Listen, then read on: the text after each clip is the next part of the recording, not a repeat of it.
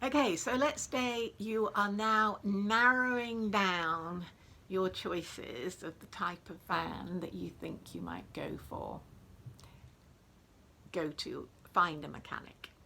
If you have a mechanic already that you really like and that you're planning on using, ask your mechanic, what sort of van would you prefer to work on? Because they do have preferences. So I was really into buying a Vauxhall Vivaro. Somebody had recommended it to me, and my mechanic went, "We won't want to work on that."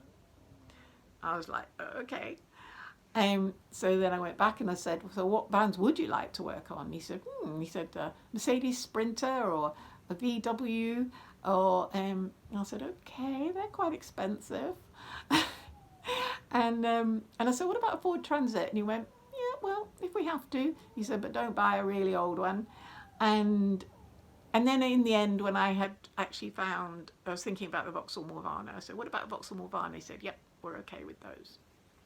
Then the other thing you want to think about is a lot of vans, diesel vans, they have a cam belt, and this needs changing it varies every 50 to 70, 80,000 miles, and it can be very expensive.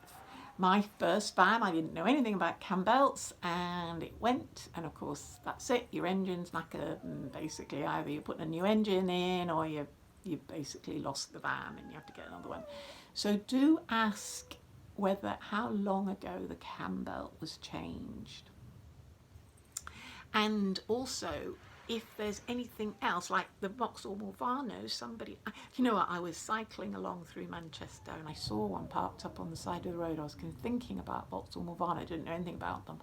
And there was one parked up on the side of the road, and I went up to the owner and I said, "How do you like this van?" He said, "Oh, I love it." He said, "The only thing is, they need their clutch changing at 140,000 miles." So when I actually came to buy one, and I found this one, I said, "What about the clutch?" He said, "The clutch has been done." So there's things like that that's really useful to know. Expensive repairs, have they been done recently? Um, Sorry, lost my check. Right, so yes, ask your mechanic. You want a good mechanic that you can rely on.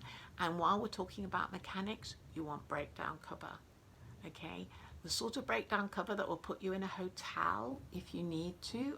I mean, even cheap breakdown cover will often put you in a hotel. Please make sure you get breakdown cover that will take you more than 10 miles. There's nothing worse. I've had this happen to me where I've broken down and I had to go to the nearest garage within 10 miles, or I had to go to the garage with the breakdown truck came from, and it ended up costing me a lot more than if I'd gone to my own mechanic.